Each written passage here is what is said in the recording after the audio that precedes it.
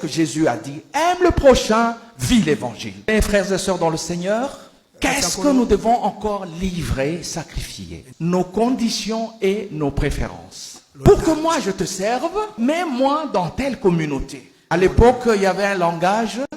Il y avait des serviteurs qui estimaient qu'il y avait des grandes communautés, il y avait des petites communautés. Ils pouvaient même dire, Batininga, Bisika et Kauka. Donc, pour lui, là on l'a envoyé, sert à rien. Donc, pour lui, il dit, Pona la kisabino ba biceps, tindanga na libonza. Tu ne peux pas construire le temple en choisissant ton poste. Envoie-moi là-bas. Non, va là où le Seigneur te met. Travaille là-bas, construis là. L'apôtre Paul, cette fois-là, il avait aussi sa vision. Il avait sa pensée. Il s'est dit, comme moi j'ai persécuté les chrétiens d'Israël en Jérusalem, il faut que j'aille avec mon apostolat chez eux. Ils vont voir, cet homme a beaucoup changé. Dieu lui dit, non, tu ne vas pas chez les Juifs, tu vas chez les païens. C'est moi qui décide. C'est pas tes préférences, c'est pas tes conditions, c'est moi Dieu qui dit, tu travailles là maintenant. Il faut sacrifier nos conditions. C'est précieux à nos yeux. Sacrifie ça et construis le temple. Il faut finalement sacrifier tout ce qui est la source des divisions parmi nous. Parce que si nous sommes dans la division, le temple ne sera pas solide. Nous avons dit qu'à la fin, il veut que ce temple soit plein d'amour et solide, il soit un. Il faut absolument se débarrasser, sacrifier tout ce qui nous divise. Qu'est-ce qui nous divise? Chers frères, chères sœurs, une fois de plus, le premier Adam. Ce premier Adam, il aime l'argent. À cause de l'argent, on se divise entre nous. Non, moi j'ai eu peu, lui il a eu moins. Tout ça c'est quoi? Non. Débarrasse-toi de ces choses. Nous sommes là pour la vie éternelle. Et c'est ça le plus important. Chers frères, chères sœurs, pour l'argent ne vends pas ton frère. Pour l'argent ne tue pas. Chers frères, ça crée beaucoup de divisions parmi nous, l'argent. Ceux qui sont en position de conduire, ils vont créer une cotisation. L'argent arrive. Quand les frères disent, mais c'était combien? C'est moi le boss ici. Vous, votre travail, cotisez, c'est tout. Ne demandez rien. Manque de transparence. À cause de l'argent, on tue. Chers frères, chères sœurs, tu vas tuer celui pour qui Christ est mort, pour l'argent. Tu construis le temple ou tu le détruis. Le premier Adam, il est dangereux. Le premier Adam, là, on a dit qu'en lui, il y a aussi des plaisirs. Beaucoup de divisions à cause des plaisirs. C'est pour ça que l'apôtre Paul, il écrit aux Romains et après il écrit aussi aux Corinthiens, on va peut-être lire rapidement. Pour un aliment, ne détruis pas l'œuvre de Dieu. Ne tue pas l'œuvre de Dieu à cause de Boyambi, non.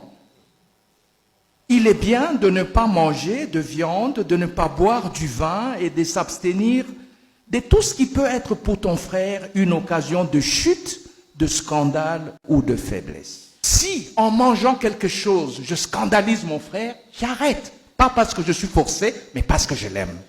Si, à cause du boire, je scandalise mon frère, je laisse ça pour qu'il ne soit pas scandalisé et que nous ne le perdions pas, lui qui est faible. L'apôtre Paul, il dit la même chose aussi aux Corinthiens, vous pouvez le lire au chapitre 8, il dit la même chose. Il ne faut pas que, pour le manger, pour le boire, pour mes plaisirs à moi, que je perde un frère de Jésus. Et il dit, malheur à ceux qui sont les auteurs des scandales. Si un scandalise un de ses petits, on devrait lui mettre un moulin, le jeter dans l'eau.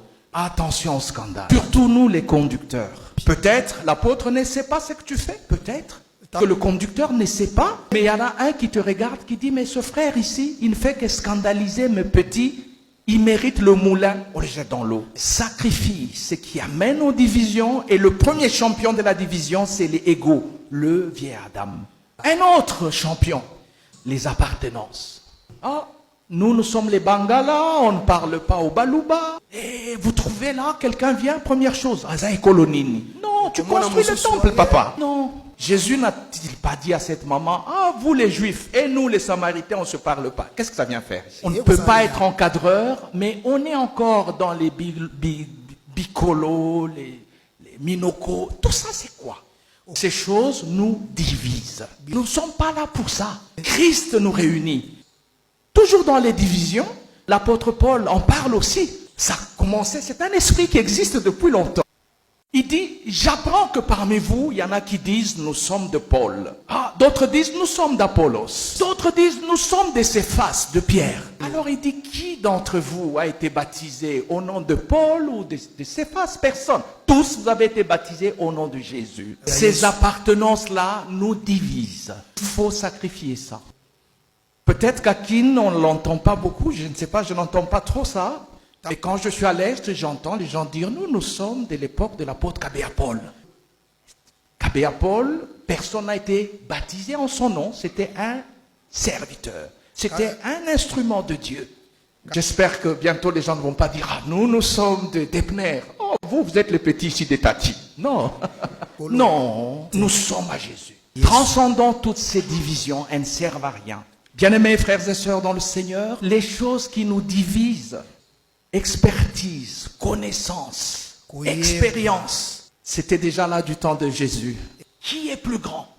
Qui est le chef? Ces choses nous divisent. Oh, moi j'ai un diplôme de doctorat. C'est pour toi. Oh, moi j'ai marché avec l'apôtre Nzembele. C'est bien.